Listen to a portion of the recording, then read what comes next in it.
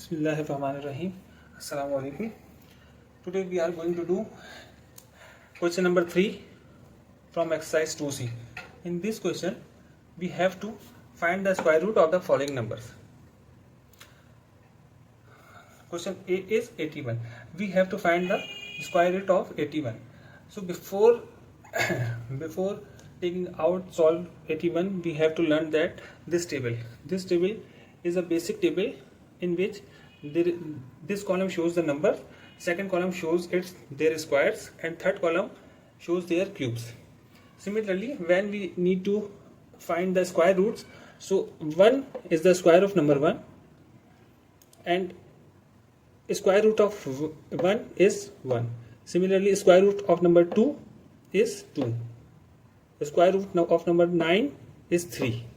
Square root of number 16 is 4. Similarly, likewise all these. So our first question is number 81. So we can look up to the table and find out that is. So this is our number and its square root is 9. So we can write it 81 is equal to 9 multiplied by 9, or we can say it under root 81. What we get is only number 9. Similarly, question number B, 16 is equal to 4 multiplied by 4. Rooting on both sides, we get number 4. Similarly, question C, 25. 25 is the square of number 5, like that. By taking the square root, we get number 5. Similarly, 100 is a square of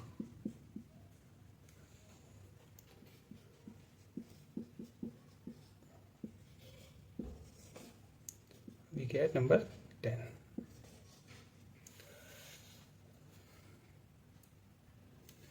Now moving forward to the question number 4, in which we have to find the value of the following questions. Let's start with the question A, that is root of 81. We have to find the root of 81. What is the root of 81? We have to look on the table. 81 is the square of 9. It means 81 root 81 is equal to 9. How can we understand it? 81 can be written as 9 multiplied by 9.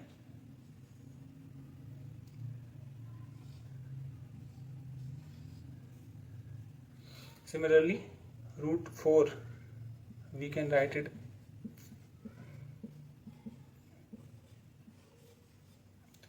now. Question number C is a tricky one in which there is a minus sign, but we can see it, the minus sign is outside the under root sign, so we put minus sign outside the root and solve the inner side of the question, that is 9, which is equal to 3 multiplied by 3.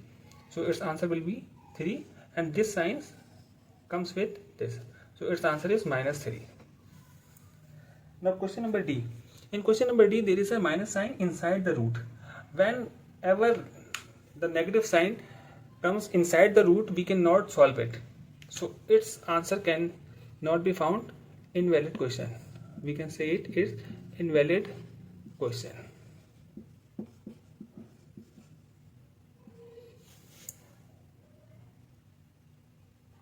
Now moving to the question number 5, we have to evaluate the following.